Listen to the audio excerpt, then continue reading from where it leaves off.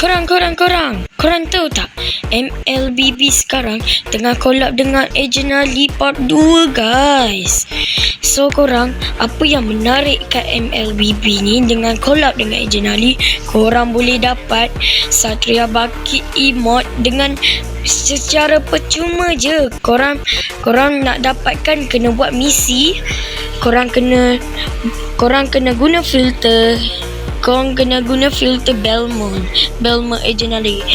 Diorang buat tu diorang buat filter baru. Bukan Satria Bangkit je. Kita ada emote seja dengan spawner. Okey, untuk seja dengan spawner tu guys, korang kena apa nama dia? Korang kena tu boleh dapat fee, tapi korang kena kumpulkan semua yang apa je nak. Kalau korang nak buat video macam ni, korang komen daripada Faiz. Dan bye.